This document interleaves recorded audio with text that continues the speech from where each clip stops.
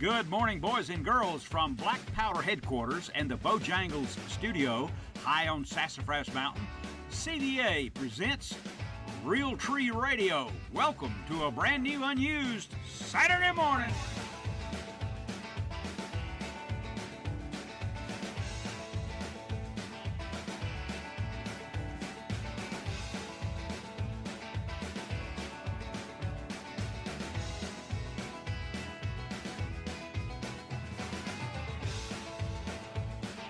Good morning, boys and girls, from Black Powder headquarters and the Bojangles studio high in North Georgia. This is O'Neill Outside presenting to you Real Tree Radio. Welcome to a brand new, unused Saturday morning. Yes, indeed. Glad you joined us. We're going to skip all the self-promotion this morning.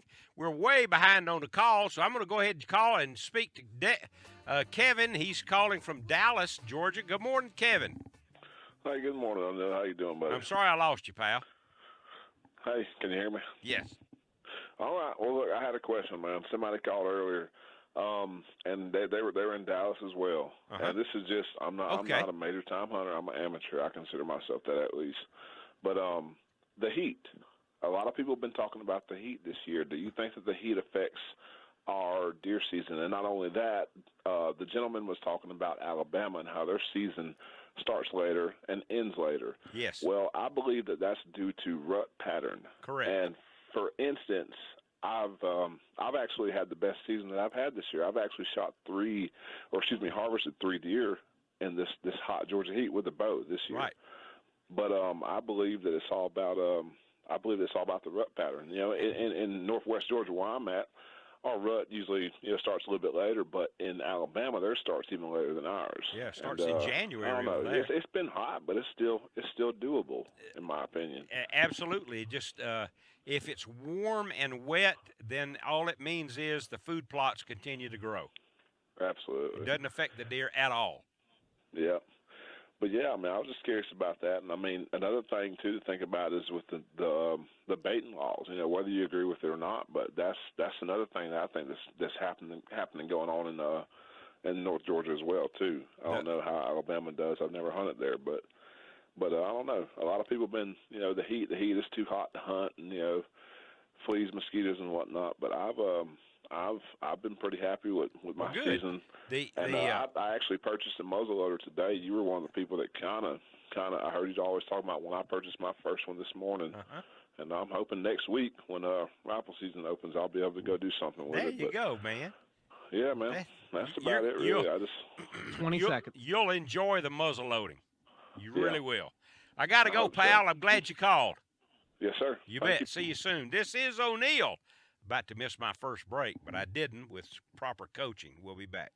Telephone numbers are 404-872-0750-800, 972-8255. Before we get to Mack, Luke's been holding on quite a while in McDonough, Georgia. Good morning, Luke. Hey. Thank you very much.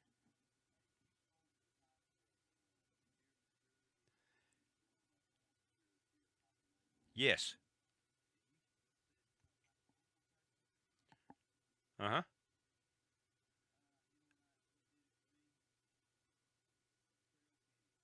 Oh, boy.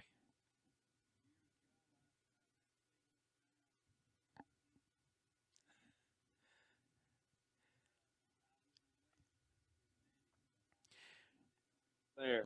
What a great point to make. That, Luke, that's a terrific point because the trail cameras allowed you to know that he existed. Right? I'm sorry, I couldn't hear you. I said yes. It was a great point because the trail cameras allowed you to know that the bigger deer existed.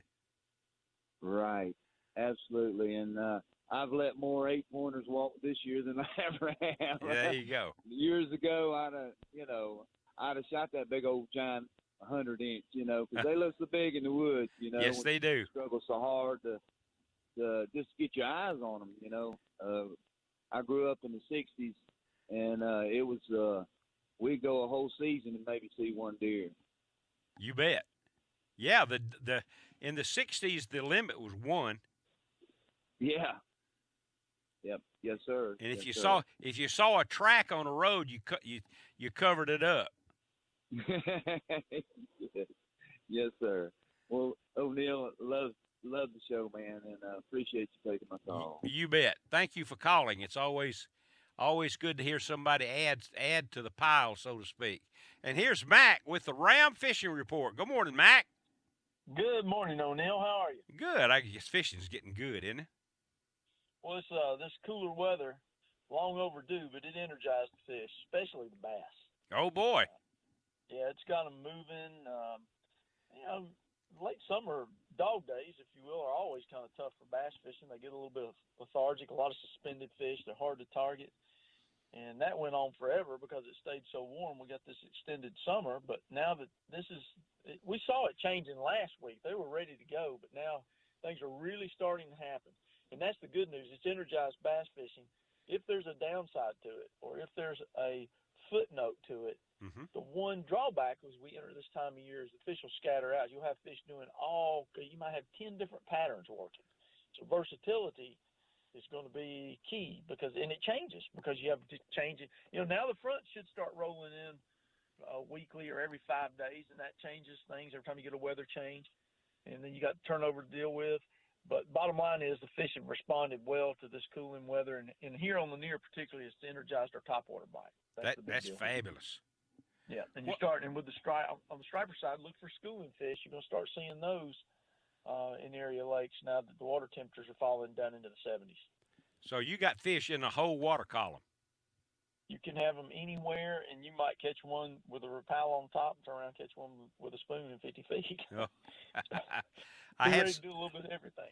I had someone during this fishing trip I just got back from was marveling at the fact that this past summer he had caught a striper at 50 feet.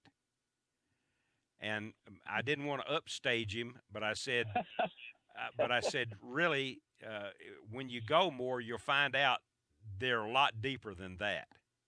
Yeah, tell him next time he needs to go look at the deep water. That's right. We caught one 2 summers ago at 97 feet, didn't we? 98 feet on the bottom. I remember that fish, yeah. 14-pounder. We had Ricky with us. Uh-huh. Great show. He's a great guy, too. But, yeah, he caught him with a big old white spoon in 98 feet of water in Flowery Branch Creek. Oh, boy. Well, you got that memory down, buddy.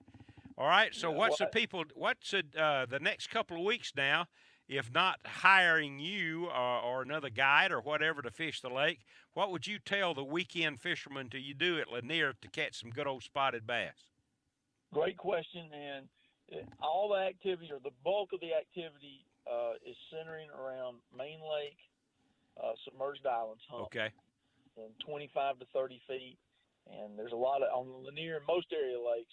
People have sunk brush on all these high spots. Oh boy! So find the brush, throw a topwater over them.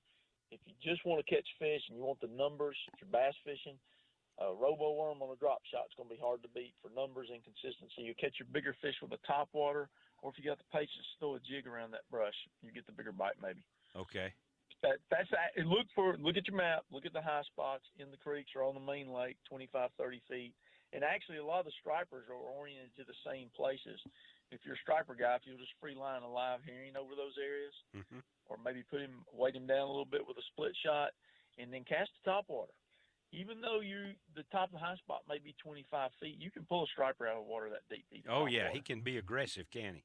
Yes, he'll come and get it. So that's the structure you want to key on, and I think that'll apply to a lot of other lakes as well. Okay, let me ask you a question now.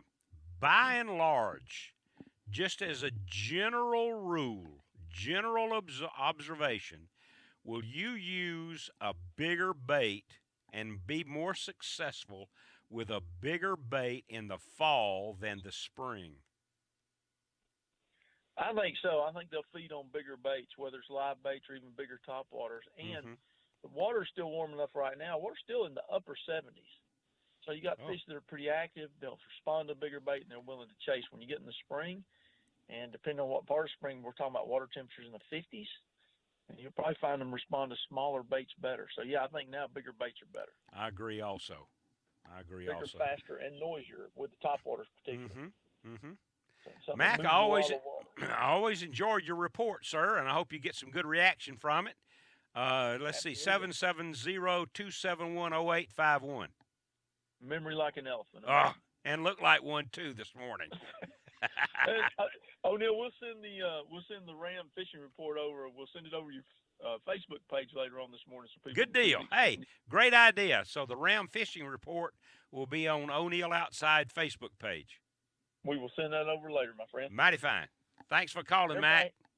Yes, sir. Everybody have a great weekend on the water, in the field. Enjoy. You bet. There you go. Hey, let's see. Let's talk to Jim. He's calling from Monroe, Georgia. Good morning, Jim. What do you say? Good morning, young man. I just want to say thank you very much, Professor O'Neill, for what you've done for us, what you do for us, and how you, pardon me, how you woke me up one morning when I was contemplating staying on my backside on the couch, and you said, get out there in the wind, and this will be going on my 6th year, and for the last 5 years, what you said was very true. And now I'm sort of crazy, I guess. Now I look for the windy days and even study them more than I do the other days. But I still hunt pretty much about 80% of the hunting time in gun season. So I just want to let people know that you really and truly help us. Doesn't cost us a thing if we'll listen and pay attention. That's all we got to do. Well, thank you very much. That's a confirmation coming from you that I value highly. Because, as I say it ad nauseum, the more you know, the more you understand, the more successful you can be in the outdoors. Yes, sir. It makes it a whole lot more pleasurable sometimes just to sit there and watch unfold what you've already told us, but to actually see it in action just is like a mystification. Well, thank you very much. It's not all that often that I'll get a call or someone will say something of that nature, which is very supportive of what we try to do. I know on the television show, I'm increasingly spending more time with what to do, when to do it, how to do it, and what the results probably is, and why it turned out that way. Yes, sir, and it comes across, excuse me again, it comes across, and you have certainly helped a lot of us. I'm sure there's others that's been helped out there. They just, say tied up, and sometimes they can't call and tell you. But, like you've had unfortunate experiences before when some people just blast you because they don't agree with your viewpoints. But, everybody has a viewpoint. It's like a Vidalia onion. They don't all smell the same. All right. Jim, I got to go, pal. I hate to cut off somebody with such a complimentary call, but I've got to. This is O'Neill. We'll be back. At 25 after the hour, it's time for the fire aid. So the fire aid silent hero recognition. Let me read it to you. This is interesting now, and you got to get this picture. October the 10th, 2017, Monroe County Fire Department received a 911 call about two young men at High Falls Park along the river, and they had been washed down the waterfall. Now, this is considerable. I wish I could show you a picture of this waterfall. This is not a little trickle. This is a waterfall. They were ages 12 and 17. The aviation unit took off with Greg Mercier and a firefighter by the name of Rusty Brown. Brown strapped himself to the drop rope of about 100 feet and went down into the waters with the helicopter hovering above him. Now, he could not use a flotation device because it made him so bulky it would wash him downstream. Now, this young man is about to drown. So Rusty took off. He went down into the water without a flotation device, strapped to a rope to a helicopter. He got washed downstream. It was violent current. Got tangled in the ropes, popped up, wrapped the rope around himself and the victim, and the helicopter pulled him out. As you can see in my description, he didn't just save himself. He was upside down with a rope around his neck, but his objective was the victim at the bottom of the falls. A true silent hero. When he popped out of the water, he had the victim in hand, and the helicopter raised them out of the current. The Ronnie Thames Foundation Silent Hero Recognition for October the 13th. And I'm always real proud to be able to talk about it. 27 after the hour right now. 404-872-0750, 800-972-8255. I'm going to refresh my screen here and see if I have any calls. There we go. So, are you planning to go fishing today? Well, it's windy, high-pressure area. Why would it change your fishing? Remember, most of the things that I tell you, most of the things that I've learned by reading and spending a lot of time on the water. This week, I fished at Cajun Vista Lodge, and it was a terrific demonstration of the following principle when you're fishing unfamiliar waters, whether it's a lake, a stream, salt water, deep water, no matter what. This is a principle, if you're not tuned into the fish specifically, that will help you get more bites. And what is that? Use a small bait and light line. How so? How does that help? And I have a codicil to that. Small bait and light line allows you to feel the bait, and you'll get more bites. How many more bites? I don't know. At Cajun Vista Lodge, before 9:30 in the morning, you got 50 bites. Does it matter if you get 55 instead of 50? It does to me, and it will to you, whether you're a spotted bass, largemouth, stripers, redfish, trout, whatever the case might be. You'll get more bites with a smaller bait and light line than you will with a heavier line. But here's the kicker to that. How is it then that you have these professional bass fishermen, the Major League Fishing and the BASS Tournament Trail, how is it that they are so successful when you read about them and they use 30-pound test line? It's because they're better than we are. They're more in touch with the bait than we are. Here's an example, then I'm going to get to this call. 3 years ago, I fished one day with Davey Height. Remember Davey? He doesn't fish the tournament trail any longer, but he was ultra successful. I'm sure he's in the Bass Fishing Hall of Fame. He was a Bassmaster Angler of the Year at least 2 times. I think he won the Bassmasters Classic, and he won other tournaments also. And we were at a lake in North Carolina, a very good lake. And so we thought we'd go out there and give it a try a little bit because we were going to do a show, so we needed to test the waters out a little bit. And the air temperature was 24. It was late November. The surface temperature of the water in the lake was 42. Now, I got to tell you, to me, that combination of air temperature of 24, but more importantly, the water temperature of 42, that's one of those days when you can look at your partner and say, I think I got a bite. Because at 42 water temperature, you're not going to get many. So how did we do, and why am I talking about this in this fashion? We're back to that expertise, that feel, that cast, and why a professional can use heavier line when you should be using light tackle. Maybe. And that's this. We fished for 2 hours in this very special place. Davey and I did. I was in the front of the boat, and I was using a mop jig. Bulldog lures, I think. Bulldog bait. A mop jig. And so was Davey. Same color.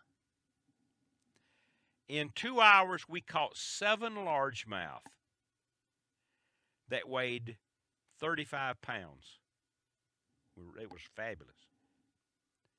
I caught 2 from the front of the boat, and Davy caught 5 from the back of the boat. Now, I think that's about true. Davy is at least 2.5 times better than me.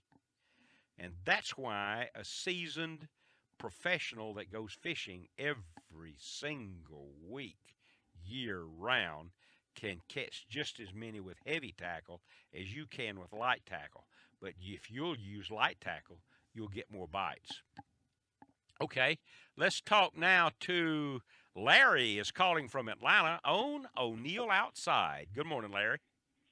Good morning, sir. How you doing? Good. I hadn't heard you say anything about building a crab barber going with you. I thought he was going to go with you in Louisiana. Well, he did. He did go How'd he with us. come out? He did go. He caught a limit every day, and which was not unusual, as I explained earlier. And he just had a marvelous time. That's probably the reason he's sleeping now, taking a few days to sleep off. It could be. He's a rascal anyway. So, yeah, he came back. He drove back last Sunday, so he's had a few days to recover. Milton is a traveling fool. I mean, he covers some territory. I used to when I was still working every day. Yeah. Yeah, Milton and his son Jason, I hope he doesn't mind me using that, is he's an excellent angler. He's very patient. You got to have patience when you try to catch fish. Yes. Yes, indeed. I've been a lot of times and fished all day long and not caught anything. Oh yeah, those are the good days too. Oh yeah, give you a chance to rest up. Yeah, yeah. You're not always worn out trying to reel something in, huh? Oh yeah, it's just sometimes I don't even check to see if any bait left on there. I just sit there. I know that as you can well imagine, people think all I do is just go hunting and fishing. And I am fortunate. And that's not the case. But I am fortunate in that I do get to go to a lot, and I get to go to some very, very special places, like Cajun Vista. But people will ask me, "What's the best day you've had lately on the water?" And my answer usually is the day that I went that it didn't matter whether I caught anything or not. That's about it. No camera in the boat. No client in the boat. I just sat there and looked around and enjoyed myself. Those are the best days. And so you don't always have to fill the boat. If that's what means a lot to you, then you should. But you don't always have to fill the boat. I go out to Sweetwater Creek a lot, and sometimes I'll stay out there. I get out there when they open at 7 in the morning and stay till dark, and I don't catch anything, but I meet a lot of people. There you are. Fishermen are a very gregarious group. Thanks for calling, pal. And then a child come by and I catch one, I let them reel it in. That's hey, all right. You're a good friend to everybody, I can tell. There you go, right there. That's good. That's good. 35 and a half after the hour. We'll get to the next call when we come back after the Medal of Honor. But let me tell you the telephone numbers if you'd like to join us for the balance of the program. It's 404-872-0750, 800-972-8255. And I've got time for this, and that being that in the first part of the program on the second hour, I failed to tell you that this program is brought to you by Tough Shed and Cherokee County Toyota and Hayes Dealerships and Whitetail Institute. And I'm trying to do it from memory, and I can't, and I apologize, but that's okay. But whatever the case might be, let's thank our sponsors, because if there are no sponsors, there will be no show. 404-872-0750, 800-972-8255. And when we return, we'll have the Medal of Honor tribute. This is O'Neill, and I'll be back. Thomas Kinsman, rank Private First Class, Army, Vietnam, February 1968. Kinsman was serving on a reconnaissance in force mission and as his company came under intense rocket, automatic weapons, and small arms fire from a Viet Cong force, the company immediately beached and began assaulting the enemy bunker complex. As they were moving through the heavy enemy fire, enemy threw a grenade into the group. Kinsman threw himself on the grenade and blocked the explosion with his body. As a result of his courageous action, he received severe head and chest wounds. Through his courage, complete disregard for his personal safety, and concern for his fellow soldiers, Kinsman averted loss of life and injury to the 7 other men in his element. He lived. His extraordinary heroism at the risk of his life above and beyond the call of duty are in keeping with the highest traditions of the military service. And I picked him because he died recently, last year, 2017. The Medal of Honor tribute. 5:41 it is. Now let's talk to Andy. He's calling on O'Neill outside. Good morning, Andy. You're on the radio. Hey, what's going on, bud? Hey, what's going on with you? Talk to me. I had a question. Have you ever? I listened to you talk about the Cajun Vista Lodge, and man, you got me wanting me to make a reservation. Oh yeah, you should. Have you ever had the pleasure of going down to Apalachicola to do some fishing? Oh, Appalach, yes, I've fished in Appalach many times. I've never fished with a guide in Appalach. Usually Well, just tell you what, with my friends. grandpa used to load up me and my brother, and we used to go down to Apalachicola probably once a year. And man, I tell you what, it's just like you were saying. As soon as you drop a hook in the water, you got your limit in about an hour and a half. Absolutely. And but they would they'd clean your fish, and your cooler has your name on it. So at dinner time, they'll cook your fish for you the way you want it. Oh boy, And, that's good. Yeah, it was awesome. But I'm gonna have to check out that Cajun Vista Lodge. I just wanted to call and say good morning. I'm out here working, so. But that's all I needed, bud. A good deal. Glad you called. Good luck to you, and let me know if you ever make it down there. Oh yeah, absolutely. You bet. I'd love for you to go. I'm sure you'll enjoy yourself. Now Rick is calling from Roswell. Good morning, Rick. Let's see. Let me tune this thing in here. There you are. Let's talk to Rick calling from Roswell. Good morning, Rick. Hi, O'Neill. How are you? Good. So I have 4 quick things I wanted to talk with you about. Okay. First of all, I ordered the double pack of Fire Aid and got the cap. Good for you. And you're right. That cap is a really nice cap. It'll last you for a long time.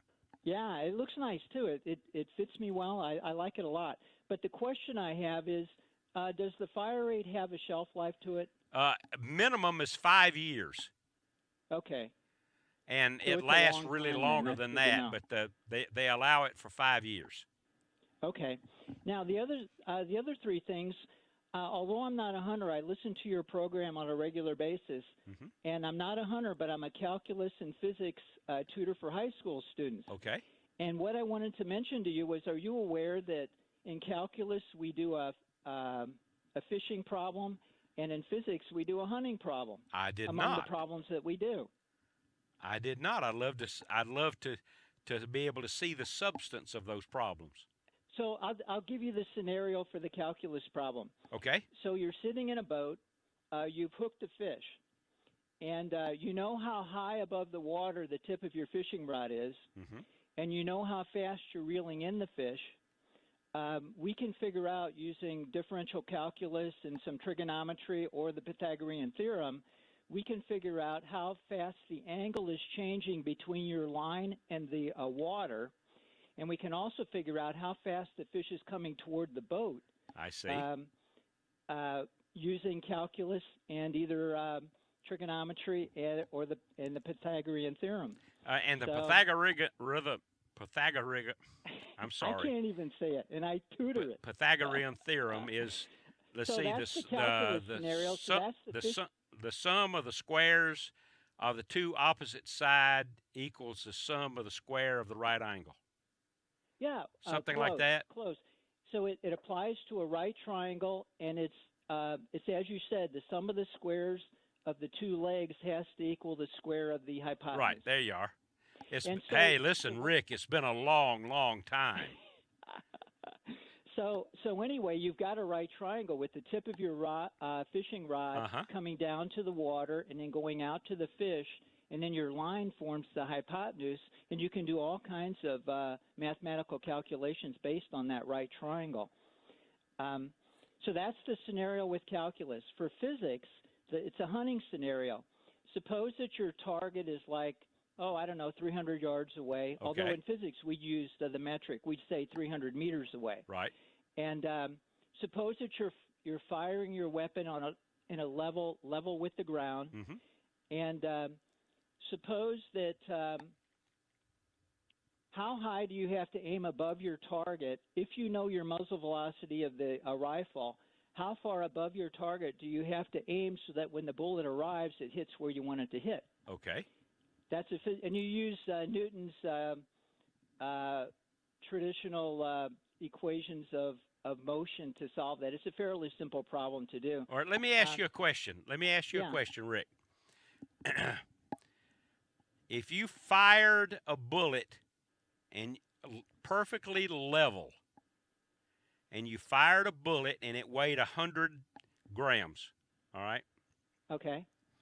And when that bullet exited the barrel and the ground in front of you is perfectly flat, when that bullet exits the barrel, if you dropped a bullet from that position at exactly the same time, both bullets will hit the ground at the same time.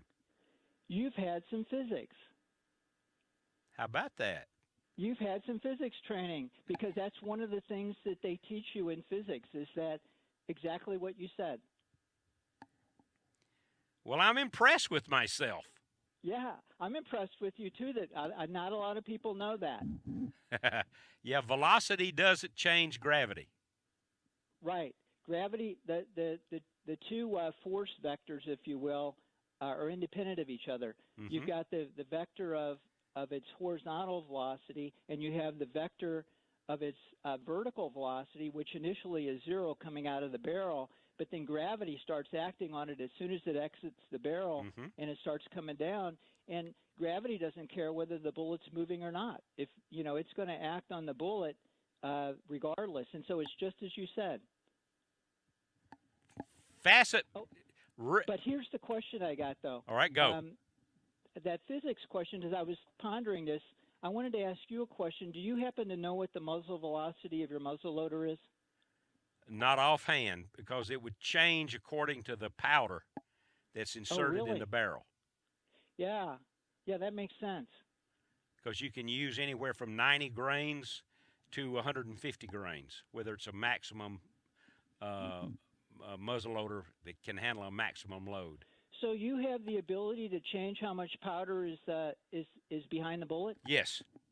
In a muzzleloader, you do, yes. And, of course, that changes in cartridges according to what you buy. Powder to get in it? Pardon me, say again, Rick, I'm sorry. How do you make the decision as to how much powder to put in it? Well, it's the size of the animal, the anticipated distance to the shot, and what you're used to, and all that is solved on the range. And you do this on the fly as you're hunting? No, you do that prior. Okay. No, once you're in the woods, once you are loaded, once you are in the stand, whether it's coyotes or hogs or deer or mule deer, elk, whatever, there is no mystery. There is no decision to be made. So let me ask this question. It's done. Then. So let's say you're in the stand. Have you already decided when you're in the stand what you're going after, or do you have like 50 different bullets, all of different grains, so that you'll use the bullets you need based on what you're seeing? No, experience dictates those choices prior to getting in the stand and getting inside the hunt. Okay. And of course, in each case, if you're using a combination of 150 grains of powder and a 348 grain bullet, because you visited the range, the range that bullet's going to carry and what the drop is going to be. Wow. You know that already. So you know what you're telling me? You don't need to guess. You're telling me that hunting with a muzzleloader is there's some science behind that. Absolutely. That's what makes it so much fun. You've always got something to do. There's always some changes to be made. There's always choices to be made. There's always considerations, and that's what makes muzzleloading so much fun, beyond the fact that you get to hunt earlier and longer. Yeah. So I have a funny thought. Go. So as we're talking about the science behind shooting, I can hear the fishermen in the background saying, wait a minute, there's a science behind fly fishing and choosing the fly. Absolutely. There's a science behind the bait and the lures that you use if you're deep fishing. So there's really a science behind all that stuff, isn't there? And all of that is based on reading, education, and more than anything else, experience. Yeah. I'd love to be in one of your classes. I got to go, Rick. Call more often.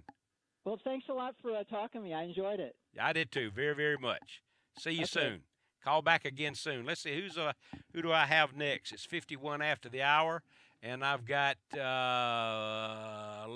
got Todd calling from Conyers, Georgia, about bass fishing. Let me ring him up properly. Good morning, Todd. It's O'Neill. You're on the air.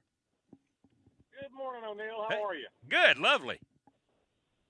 Headed up to Lake Oconee this morning, do a little bit of fishing with a tournament group. Okay. Relatively new to bass fishing, just started this sport a couple of years ago. And okay. Boy, have I found out there's a whole lot more to this than I ever dreamed of. It's not a surprise that good people are good at it. Exactly. Uh-huh. What I'm trying to find out with this big cold snap that we've had today, naturally temperatures are about 20 degrees colder today than they were last weekend. Right.